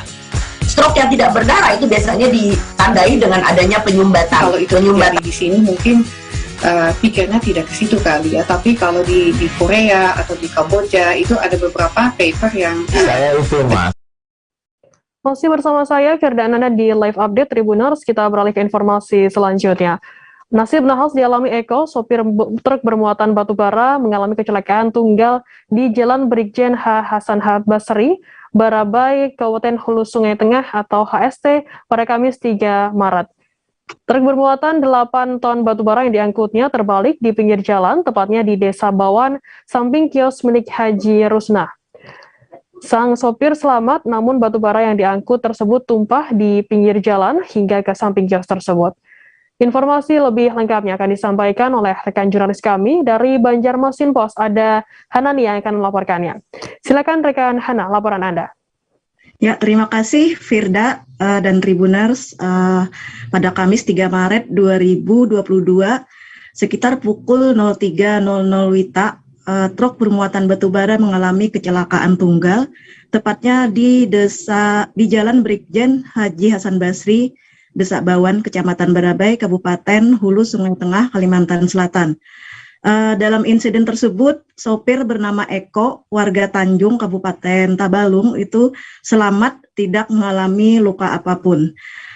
Mobil terbalik dengan posisi miring ke sebelah kiri tersebut itu bermuatan 8 ton lebih batu bara. Diangkut dari Kecamatan Binuang, Kabupaten Tapin, hendak menuju ke Kabupaten Tabalung. Namun muatan itu tumpah di pinggir jalan dan mengenai sebagian bangunan kios milik warga yang letaknya di pinggir jalan Desa Bawan. Menurut pengakuan sang sopir Eko yang sempat saya wawancarai, kecelakaan terjadi saat dia hendak memutar balik truk yang dikemudikannya. Sebelum insiden itu, Rabu malam sekitar pukul 23.00 WITA, dia melintasi Jalan Ayani di wilayah Kabupaten Hulu Sungai Tengah. Masih menurut pengakuan sopir tadi, seharusnya dia berbelok ke Jalan Lingkar Walang Sikapar untuk menuju Kabupaten Tabalong. Namun, sopir tadi mengaku kelewatan atau kebablasan karena simpang jalan tersebut gelap, tak ada tanda atau rambu-rambunya. Tiba di Jalan Brigjen Haji Hasan Basri menuju Kota Barabai tadi, sopir menyadari salah jalan, lalu dia istirahat di pinggir jalan karena mengantuk. Kemudian sekitar pukul 22, sopir tadi berniat melanjutkan perjalanan, namun saat putar balik ban mobil melindas gorong-gorong hingga pecah dan terperosok. Untuk upaya keluar dari terperosok itu dilakukan dengan menggunakan alat dongkrak. Nah, jadi sampai pukul 03.00 WITA maksud saya, upaya tidak berhasil dan mobilnya malah terbalik ke kiri dan nyaris terkena kios. Sedangkan sopir Eko tadi sebagai sopir, dia berhasil keluar dari truk yang dikemudikannya tersebut tanpa mengalami luka maupun cedera. Sopir bernama Eko tadi juga mengatakan batu bara yang diangkutnya tersebut milik PT Kon, sebuah perusahaan semen yang beroperasi di Kabupaten Tabalong. Sementara masuknya angkutan batu bara melewati jalan umum ini juga mendapat kecaman dari masyarakat karena Pemprov Kalsel sendiri itu memiliki Perda nomor 3 tahun 2012 tentang pengaturan penggunaan jalan umum dan jalan khusus untuk angkutan tambang dan hasil perusahaan perkebunan yang melarang angkutan tambang itu melintasi jalan umum. Demikian Firda yang dapat saya laporkan. Ya, baik, terima kasih rekan jurnalis dari Banjarmasin Post, Sanani atas laporannya. Selamat bertugas kembali. Dan tadi Tribuners Sana juga sudah menghimpun keterangan dari seorang sopir truk yang pengangkut batu bara yang mengalami kecelakaan, yakni bernama Eko. Berikut liputannya untuk Anda. Jadi mutar ke rencana mau balik lagi di bawah sini mutar. Kalau ada burung-burung di halaman rumah orang ini lah. Sekitar jam berapa kejadian itu, Pak? Jam 2-an, 2-3 lah. Evakuasi lawan masyarakat sini.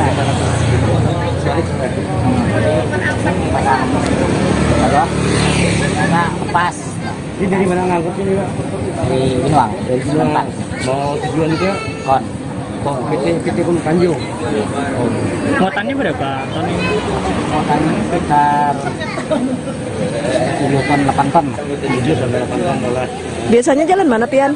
Biasanya lewat yang sini aja. Karena merasa terlewat jadi berbalik, putar balik. Biasanya kan itu boleh kan marah sini. Nggih. Makanya biasanya lewat sana. Nggih. Namanya siapa, Pak? Eko. Oh, Eko lah.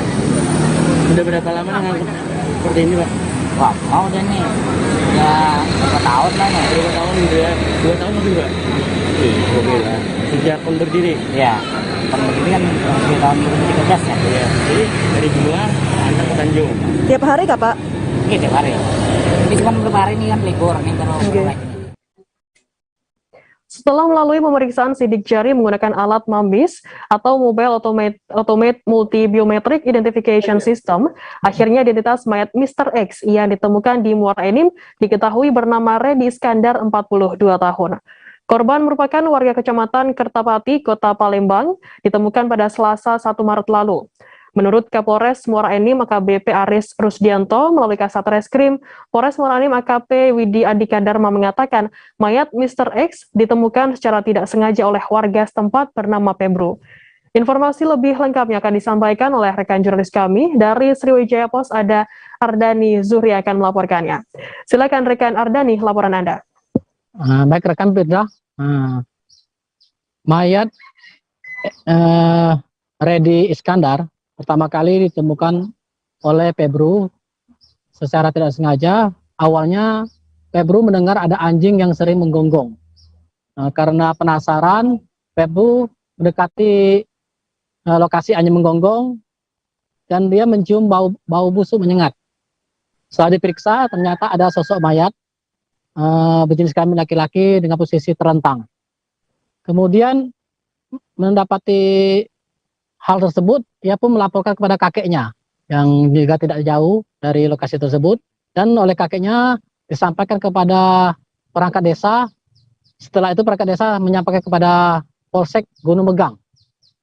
Setelah mendapat laporan tersebut, pihak Polsek Gunung Megang menghubungi Polres Muara Enim bersama tim Inapis langsung ke TKP melakukan olah TKP. Dari sana awalnya tidak diketahui, Firda, itu identitasnya tidak ada karena posisi korban sudah membusuk dan penuh belatung, tidak memakai baju, tangan dan kaki diikat seperti ikatan tali. Karena tidak ada identitas, mayat korban langsung dibawa ke rumah sakit Muara Enim untuk dilakukan visum. Nah, pada saat di kamar mayat ada tim Inapis dari Polres Muara Enim dengan menggunakan alat MAMBIS atau Mobile Automatic Multi Biometric Identification System mendapatkan nama dari Mr. X itu yaitu Redi Iskandar, warga Jalan Timbunan, Lorong Sepakat 1, nomor 172, RT 23, 4, Kecamatan Kertapati, Kota Palembang, di Jalan Pertamina, Dusun 3, Desa Tanjung Terang. Atas penemuan tersebut, pihak Polres Muara Enim berhasil menghubungi pihak keluarga korban. Dan akhirnya keesokan harinya pihak keluarga korban mengambil jenazah korban, tetapi karena ini kasus kejahatan maka diotopsi dibawa ke Polda Sumsel di Rumah Sakit Bayangkara. Dan sampai saat ini Polres Muara Enim masih melakukan penyelidikan atas aksi pembunuhan tersebut. Terima kasih, Firda. Baik, terima kasih rekan jurnalis dari Sriwijaya Pos Ardani atas laporannya. Dan tadi Tribuners Ardani juga sudah menghimpun keterangan dari Kasat Reskrim Polres Muara Enim AKP Widi Andika Dharma. Berikut liputannya untuk Anda. Jadi menurut informasi dari masyarakat, korban ditemukan sekitar pukul setengah 7 pagi oleh saksi yang pada saat itu hendak pulang ke rumah setelah mengantar adiknya ke sekolah. Kemudian saksi melihat di TKP pembuangan mayat itu ada bau yang sangat tidak enak dan di situ banyak anjing. Diceklah oleh saksi, kemudian pada saat didekati ternyata ada mayat. Setelah itu langsung saksi pertama memanggil keluarganya di rumah, kemudian berdua kembali mengecek ke TKP bahwa betul di situ ada temuan mayat. Langsung saksi kedua menghubungi kadus setempat, setelah itu baru menghubungi pihak polsek. Setelah itu kami dari Satreskrim dengan pihak polsek langsung ke TKP untuk mengidentifikasi lebih lanjut. Untuk dugaan awal hanya ditemukan adanya tali jemuran yang cukup keras itu ada di dekat korban. Namun untuk tanda-tanda kekerasan sampai sekarang kami belum bisa mengatakan ada apa tidak sampai ada hasil visum lebih lanjut. Nanti kalau sudah ada hasil visum, sudah ada arah penyelidikan, nanti akan kami hubungi lebih lanjut dari pihak. Posisi korban pertama kali ditemukan itu sudah dalam keadaan terlentang, ya, dengan kondisi yang sudah sangat membusuk, perutnya sudah mengembung, warna kulitnya pun sudah membiru, dan dari beberapa bagian tubuh sudah ada yang bolong karena dimakan oleh binatang seperti belatung dan lalat dan sebagainya. Juga sudah tidak bisa terlihat lagi, wajah pertama sudah hilang semua, matanya, hidung sudah nggak ada semua. Tapi berkat alat dari Inavis melalui sidik jari yang masih ada utuh jarinya, bisa kami dapati identitas awal dari korban, yaitu Iskandar, umur sekitar 45 tahun, warga Kartapati, Kota Palembang. Afrizal Hadan, 38 tahun, nelayan asal Desa Nuhan, Kecamatan Bate, Kabupaten Pidi, Aceh, hilang sejak Rabu 3 Maret sekira pukul 1 siang. Korban hilang di perairan Laut Selat Malaka saat memancing ikan menggunakan but dompeng. Korban terjatuh ke laut diduga terhempas angin. But dompeng yang digunakan Afrizal kemudian ditemukan oleh nelayan lain terombang-ambing di laut lepas. Informasi lebih lengkapnya akan disampaikan oleh rekan jurnalis kami dari Serambi News Indonesia, ada Muhammad Nazar yang akan melaporkannya. Silakan rekan Nazar, laporan Anda. Terima kasih Firda. Selamat siang Tribun News. Perlu kami laporkan bahwa musibah kembali terjadi menimpa nelayan di Kabupaten Pidi Aceh. Kali ini seorang nelayan bernama Afrizal, umur 38 tahun, warga Desa Nuhun, Kecamatan Bate, Kabupaten Pidi Aceh, yang hilang di laut lepas sekitar yang diketahui sekitar pukul 16 waktu Indonesia bagian Barat. Penemuan nelayan hilang itu berawal dari ditemukannya bot dompeng milik nelayan bahwa tidak ada pemiliknya di bot tersebut, yang ditemukan oleh nelayan lain yang kebetulan melintas di jalur perairan Selat Malaka. Kemudian pihak nelayan tersebut melaporkan ke Panglima Laut Kabupaten Pidi Aceh, Hasan Basri, bahwa seorang nelayan bernama Afrizal telah hilang di laut, sehingga masyarakat dan Satgas SAR Kabupaten Pidi bersama TNI AL melakukan pencarian pada hari pertama dengan menyisir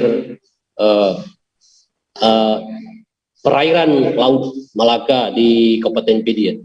Namun belum ditemukan jasad nelayan tersebut. Namun hingga hari ketiga, tim SAR masih bersama TNI AL masih melakukan pencarian di perairan Laut Selat Malaka di Kabupaten Pidi Aceh. Berdasarkan keterangan Sekretaris Panglima Laut Marfian bahwa lokasi hilangnya nelayan tersebut sekitar 60 mil dengan garis pantai. Nah, kini jasad dari nelayan tersebut belum ditemukan. Namun tim SAR bersama TNI AL masih tetap melakukan pencarian, di mana pada hari Jumat hari ini juga melakukan pencaharian yang dimulai pada pukul 8 pagi dengan menyisir bibir laut dan jalur perairan Selat Melaka. Namun belum ada titik terang terhadap keberadaan Afrizal, nelayan Kecamatan Mate yang hilang Rabu tanggal 2 Februari 2022. Demikian, Firda. Baik, terima kasih rekan jurnalis dari Serambi News Indonesia, Nazar, atas laporannya. Selamat bertugas kembali. Kita beralih ke informasi selanjutnya, Saudara. Sejumlah pengendara yang diketahui bernopol luar Kuningan terpaksa melakukan putar balik di Tugu Ikan daerah perbatasan Kuningan, Cirebon pada Kamis 3 Maret. Teramati di lokasi tersebut, petugas gabungan dari kepolisian, TNI, Dinas Perhubungan, Satpol PP, dan petugas BPBD Kuningan terlibat dalam pelaksanaan kegiatan penerapan jalur ganjil genap. Informasi lebih lengkapnya akan disampaikan oleh rekan jurnalis kami dari Tribun Cirebon, ada Ahmad Ripai yang akan melaporkannya. Silakan rekan Ripai, laporan Anda.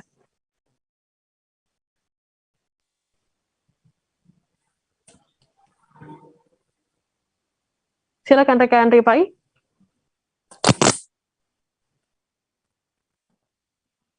Bisa mendengar kami dari studio, Ripai? Halo rekan Ripai.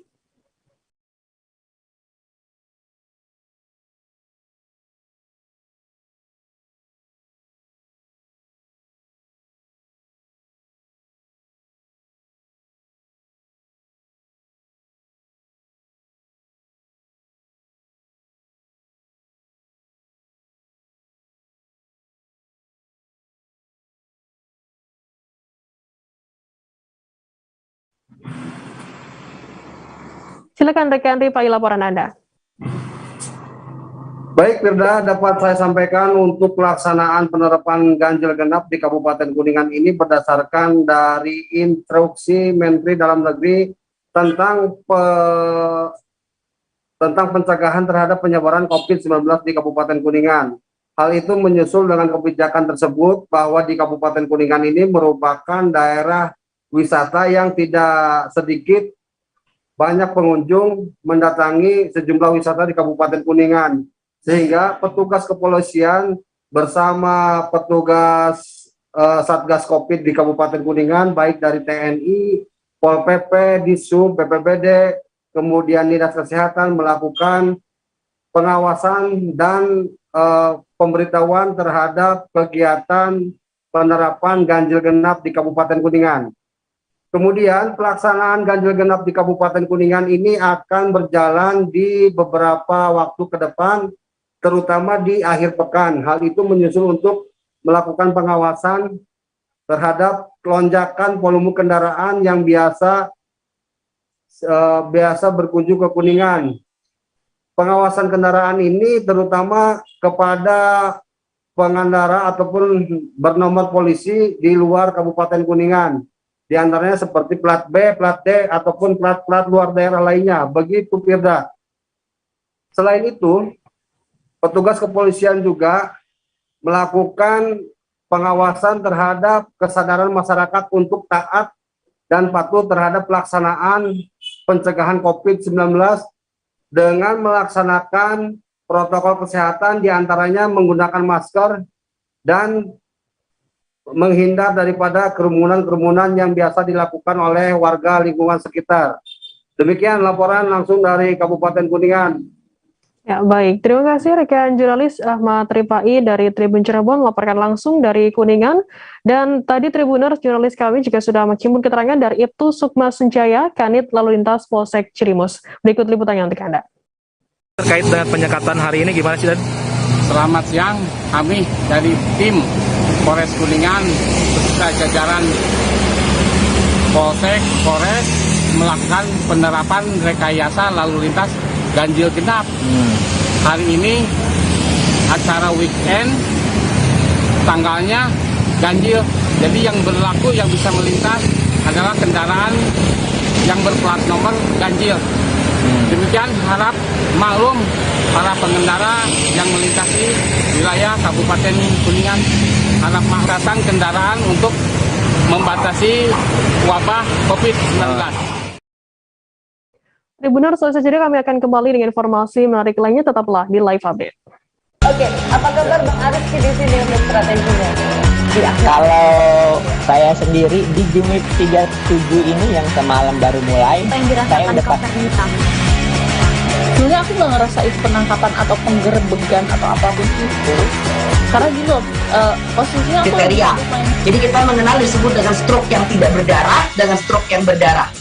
Stroke yang tidak berdarah itu biasanya ditandai dengan adanya penyumbatan. Kalau itu terjadi di sini mungkin pikirnya tidak ke situ kali ya, tapi kalau di Korea atau di Kamboja itu ada beberapa paper yang saya itu mas, ya dulunya tukang koran. Oh gitu ya, tukang koran. Ya saya baca itu pak. Tuh kan pernah baca kan? Ya. Jadi kalau saya jadi tangga itu udah bersyukur banget. Si anak ini dijadikan sebagai tersangka begitu. Ya kalau ini kita bicara yang di luar kasus Situbondo ya. Dengan nama hujan shower, di mana terdapat batas jelas antara daerah hujan dan tidak hujan yang biasanya terjadi pada fase awal mature stage atau tahap berbahaya dewasa. itu Kang. Jadi mulai artinya terjadinya perlembekan. Nah itu untuk penetrasi akan sulit begitu ya. Dok, saya ini menurut saya memang tidak mudah, bukan urusan tanah diambil. Kalau misalnya Amerika Serikat sekarang, Rasulullah mengatakan dalam sebuah hadis bahwa berpuasa di 6 hari Syawal itu. Oke, apa kabar Bang Aris di sini untuk strateginya? Kalau saya sendiri di Jumip 37 ini yang semalam baru mulai, saya udah Terima kasih Anda masih bersama kami di Live Update. Kita beralih ke informasi selanjutnya, Saudara. Destinasi wisata Bontang Kuala kini mulai mengkhawatirkan pasca kemunculan buaya berukuran 1,5 meter. Bahkan sekira pukul 5 pagi, predator buas tersebut menyerang salah satu warga saat tercebur ke laut. Kasus orang diterkam buaya di Bontang Kuala terjadi untuk pertama kalinya. Namun dikhawatirkan buaya yang kerap muncul di tempat wisata kampung atas laut tersebut suatu saat bisa menyerang wisatawan. Informasi lebih lengkapnya akan disampaikan oleh rekan jurnalis kami dari Tribun Kaltim, ada Ismail Usman yang akan melaporkannya. Silakan rekan Ismail, laporan Anda. Ya, baik. Terima kasih rekan Firda untuk kejadian di Bontang Kuala pada pukul 5 pagi kemarin. Salah satu warga di Bontang Kuala yang bernama Iwan diterkam buaya. Saat itu Iwan hendak mengambil air wudhu di belakang rumah, namun sialnya Iwan terjatuh saat hendak mengambil air wudhu dan langsung terprosok masuk ke sungai. Kebetulan saat terprosok ke sungai ada buaya yang melintas di bawah kolong rumah. Akibatnya korban pun diserang dan mengalami luka sobek di bagian tangan kiri akibat gigitan dari buaya. Kondisi korban pun kini telah dinyatakan membaik dengan luka 56 jahitan dan diperkenankan oleh rumah sakit untuk pulang. Ya, untuk buaya ini sebenarnya memang kerap muncul. Sebelumnya BKSDA juga menyatakan bahwa habitat buaya di Bontang saat ini sudah terganggu akibat aktivitas manusia dan perusahaan. Namun beberapa buaya yang biasanya muncul hanya di beberapa wilayah pesisir, namun ini perdana muncul di Bontang Kuala dan langsung melakukan serangan ke warga.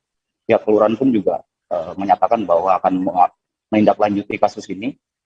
Sebelumnya pihak kelurahan menghimbau agar para wisatawan untuk tidak melakukan aktivitas berenang saat berkunjung di Bontang Kuala. Rencananya juga pihak kelurahan akan melakukan pemasangan pelang di beberapa area, pelang peringatan terhadap awas buaya. Kasus ini juga sudah dilaporkan ke BKSDA. Dari konfirmasi BKSDA yang saya terima, BKSDA dalam 24 jam nanti akan melakukan evakuasi ke Bontang untuk mengevakuasi buaya yang menyerang warga tersebut. Bahkan juga pihak kelurahan juga mengusulkan dari tembusan Pemkab Bontang ke BSK untuk melakukan pembuatan penangkaran melihat habitat buaya yang saat ini sudah meresahkan banyak pemukiman di Bontang. Baik, terima kasih Firda. Baik, terima kasih rekan jurnalis dari Tribun Kaltim Ismail Usman atas laporannya langsung dari sana. Kami akan tampilkan Tribuners wawancara dari Sekretaris Lurah Bontang Kuala Sanusi dan juga Iwan, 35 tahun, salah seorang korban yang diterkam oleh buaya. Berikut liputannya untuk Anda. Kami ini, saya naik di sini posisinya Pak. Ini Pak. Nah, yang ini yang nolong saya Pak. Iya, naik sini ini. Yang ini Pak yang nolong saya. Naik saya sini, langsung saya lihat ke sini. Sudah tidak ada hari itu. Posisinya di situ, jatuhnya. Sempat saya ditarik di sini. Nah, di sini Pak, ruangnya sempit kan Pak, jadi tidak bisa ini dia. Ini kena kayu ini. Ini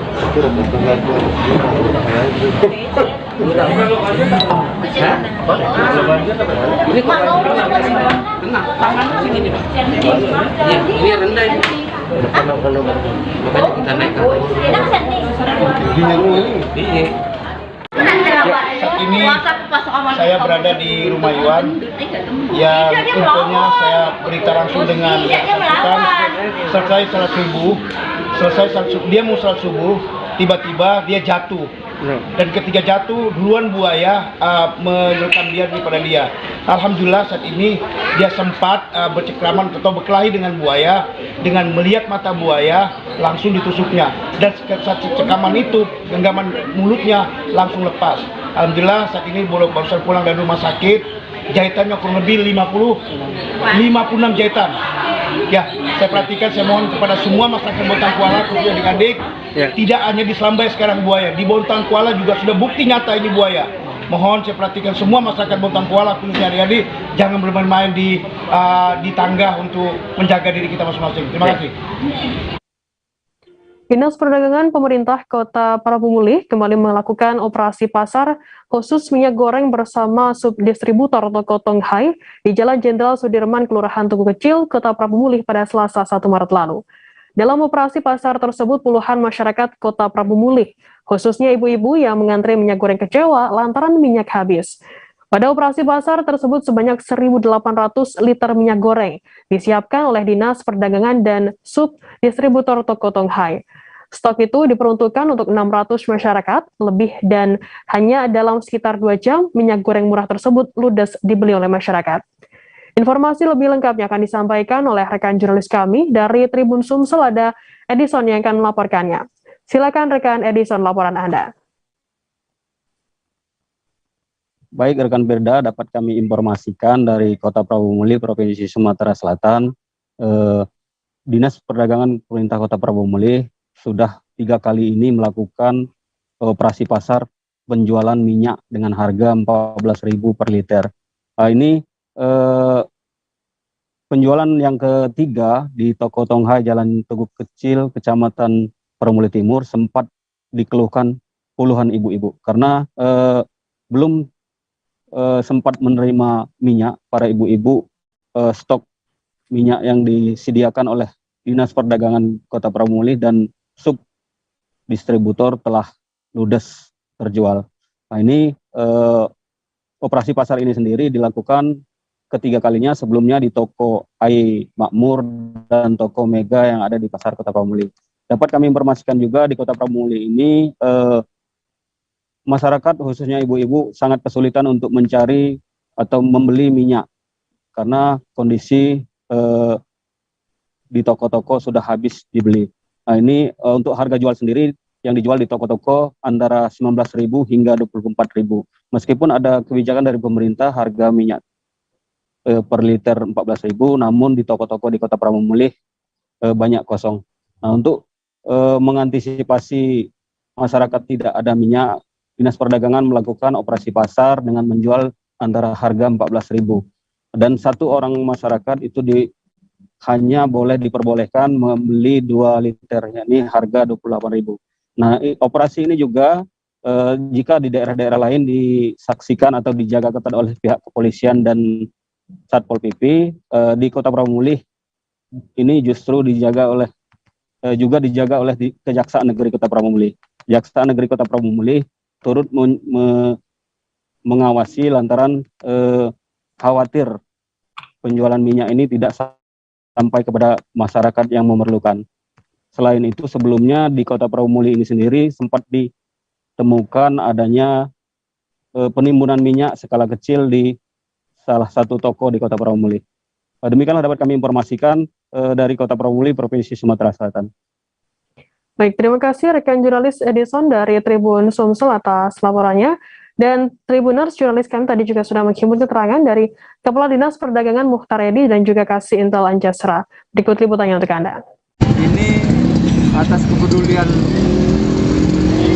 Bapak Wali Kota kita, Bapak Insinyur Haji Ridhoya MM, dan Bapak Wakil Wali Kota, kita sudah mengadakan 2 kali OPM minyak goreng. Kemarin kita mengadakan OPM di 2 titik, di Ayi Makmur dan Budi Mega, sebanyak 235 dut. Itu berapa liter Pak totalnya? Sekitar 5.420. Untuk yang hari ini, Pak? Yang hari ini di distributor Tonghai itu kita mengadakan OPM minyak goreng sebanyak 75 dut atau 1.800 liter. Itu untuk harganya normal itu Pak? Harganya yang telah ditetapkan pemerintah 14.000 1 liter. Jadi dapat 28.000. Pak, setelah ini apakah bakal ada OPM minyak goreng lagi Pak? Tergantung pasokan dari distributor Palembang. Ya, ini alhamdulillah adanya operasi pasar yang dilakukan oleh pemerintah Kota Pramuka, dalam hal ini Dinas Perdagangan Kota Pramuka, jadi minyak goreng yang dijual dalam pasar ini. Untuk itu kita dari kejaksaan mengawasi pelaksanaan kegiatan ini, jangan sampai supaya situasi tetap kondusif untuk dan kelangkaan minyak tidak terjadi di Kota Pramuka. Mudah-mudahan tidak ada walaupun kemarin kita lihat ada sidak dari DPR dan dari Dinas Perdagangan. Dan mudah-mudahan di Pramuka ini tidak ada lagi kasus-kasus penimbunan seperti di daerah-daerah lain. Itulah gunanya kita awasi jangan sampai adanya penimbunan minyak goreng ini. Kepada masyarakat maupun distributor. Ya, kepada distributor agar menerapkan atau menyalurkan minyak goreng ini sesuai dengan apa yang dibutuhkan oleh masyarakat. Polemik kelangkaan minyak goreng masih terus dirasakan oleh masyarakat. Saat ini beberapa toko swalayan mulai menjual minyak goreng dengan jumlah yang terbatas. Antrean konsumen minyak goreng terlihat di Hermol, Ratu Indah, Jalan Lanto, Daeng Pasewang, nomor 10, Mangkura, Kecamatan Mamajang, Kota Makassar, Sulawesi Selatan. Minyak goreng yang masuk pada pukul 12 siang langsung diserbu oleh masyarakat yang memang telah menunggu hadirnya minyak goreng tersebut. Hanya berselang 30 menit saja, ratusan bungkus minyak goreng telah ludes diburu oleh warga Makassar. Informasi lebih lengkapnya akan disampaikan oleh rekan jurnalis kami dari Tribun Timur. Ada Fakih Imtiaz yang akan melaporkannya. Silakan rekan Fakih, laporan Anda. Ya, baik. Polemik kelangkaan minyak goreng masih terus terjadi di Makassar. Saat ini beberapa toko swalayan mulai menjual minyak goreng, tapi dengan jumlah terbatas. Pantauan Tribun Timur, antrian panjang konsumen untuk membeli minyak goreng terjadi di 2 toko swalayan besar di Kota Makassar. Pertama ada di toko Satu Sama. Toko Satu Sama ini terletak di Jalan Hertasni ini. Antrian panjang terjadi sejak pukul 8.30 pagi. Yang membuat masyarakat mencari minyak goreng adalah kelangkaan minyak goreng yang tidak lagi dipasang di etalase toko. Hal ini untuk guna meminimalisir adanya kerumunan masyarakat. Selain itu, di salah satu toko yaitu toko Hero di Mall Ratu Indah juga terjadi lumpukan antrian guna mendapatkan minyak goreng. Sejak pukul 12 siang, minyak goreng yang ada di toko swalayan Hero telah ludes dihabis oleh konsumen. Untuk area Makassar sendiri, minyak goreng yang tersedia hanya 1 merek dengan ukuran 2 liter. Setiap konsumen pun dibatasi, hanya boleh membeli 1 minyak goreng untuk 1 orang. Kebijakan ini dilakukan agar semua masyarakat dapat kebagian minyak goreng. Untuk harga sendiri, minyak goreng saat ini masih mengikuti aturan pemerintah dengan terjual seharga 14.000 per liternya. Sejumlah masyarakat mengeluh terkait dengan naiknya harga sembako, apalagi menjelang bulan suci Ramadan. Seperti itu, rekan. Baik, terima kasih rekan jurnalis dari Tribun Timur, Fakih atas laporannya. Selamat bertugas kembali. Kita beralih ke informasi selanjutnya, Saudara. Pelatih Edin Diaz menyampaikan pihaknya terus memantau perkembangan kondisi dari petinju negara Indonesia Daud Yordan. Edin mengatakan bahwa kondisi Daud Yordan saat ini baik dan akan melakukan tes PCR COVID-19 untuk mengetahui apakah Daud masih terpapar atau tidak. Kemudian Edin menyampaikan kondisinya bersama Ongen Saknosiwi dan tim Empro Internasional dalam kondisi sehat. Informasi lebih lengkapnya akan disampaikan oleh rekan jurnalis kami dari Tribun Pontianak, ada Jovi Lasta yang akan melaporkannya. Silakan rekan Jovi, laporan Anda. Oke, terima kasih rekan Firda. Bisa saya sampaikan bahwa duel pertarungan antara petinju negara Indonesia Daud Yordan menghadapi petinju senior asal negara Thailand yaitu Panyo Utok ini resmi ditunda ya. Nah, informasi tersebut ini disampaikan oleh akun Instagram dari Empro Internasional bahwa pertandingan Daud Yordan ini untuk sementara ditunda. Nah, karena informasi yang ada bahwa Daud Yordan ini terpapar virus COVID-19 seperti itu setibanya di negara Thailand. Nah, tentu atas informasi ini bahwa pertandingan Daud ini ditunda ya seperti itu. Nah, berdasarkan wawancara saya beberapa waktu lalu dengan pelatih Edin Diaz, beliau adalah selaku pelatih tinju Indonesia yaitu Daud Yordan. Beliau menyampaikan bahwa kondisi Daud Yordan saat ini semakin baik ya seperti itu. Nah, namun ini masih informasi yang ada ini masih akan dilakukan tes PCR kembali seperti itu. Apakah Daud Yordan masih terpapar ataupun tidak lagi. Nah, untuk pertandingan pada tanggal 4 Maret tahun 2021 ini, untuk partai puncaknya diinformasikan ini bahwa akan dilakukan pertarungan antara petinju kebanggaan Indonesia asal Ambon yaitu Ongen Saknosiwi melawan tinju tuan rumah seperti itu yaitu Ratakon Tasawon. Nah, tepatnya ini pada pukul 21.00 waktu Indonesia bagian barat juga. Nah, disiarkan di TV swasta. Nah, ini untuk pertandingan puncaknya seperti itu karena pertandingan Daud Yordan ditunda. Nah, untuk kondisi dari petinju asal Ambon ini yaitu Ongen dan juga pelatih beserta tim dari Empro Internasional saat ini dalam kondisi baik-baik saja seperti itu. Nah, tanpa ada kendala apapun. Nah, untuk kemarin juga pada sesi timbang badan antara Ongen Saknosiwi dan Ratakon Tasawon ini berjalan dengan baik seperti itu. Nah, tentunya untuk melanggeng ke pertarungan yang akan dilakukan mereka pada tanggal 4 Maret tahun 2022 malam seperti itu. Nah, untuk informasi sebelumnya bahwa petinju negara Indonesia Daud Yordan ini sebelumnya itu dikabarkan akan melawan petinju asal Korea Selatan yaitu Hwang Kil Kim. Namun Hwang Kil Kim dalam masa sparring latih tanding itu mengalami cedera berat itu. Nah, akhirnya petinju Daud Yordan ini dijadwalkan menghadapi petinju senior asal Thailand yaitu Panyo Utok seperti itu. Nah, namun setibanya di Thailand 2 hari yang lalu, informasi yang ada ini bahwa Daud Yordan terkonfirmasi atau terpapar virus COVID-19. Nah, tentunya ini pertandingan mereka ditunda seperti itu. Nah, tentunya kita berharap semoga baik petinju negara Indonesia Daud Yordan ini semoga lekas pulih seperti itu dan terhindar dari virus COVID-19. Baik juga tim dan petinju asal Ambon Ongen Saknosiwi dan juga dari pihak Empro Internasional juga semoga terhindar dari virus COVID-19 seperti itu. Nah, tentunya untuk laga sendiri berjalan dengan lancar antara Ongen Saknosiwi melawan petinju Ratakon Tasawon seperti itu. Kembali rekan Firda. Baik, terima kasih rekan jurnalis dari Tribun Pontianak Jovi Lasta atas laporannya. Selamat bertugas kembali. Tribuners, informasi tadi sekaligus menutup perjumpaan kita dalam live update hari ini. Jangan lupa saksikan terus live update di seluruh kanal YouTube dan Facebook Tribun Network. Saya Firdananda, mewakili kru Lima Tugas pamit undur diri. Terima kasih dan sampai jumpa.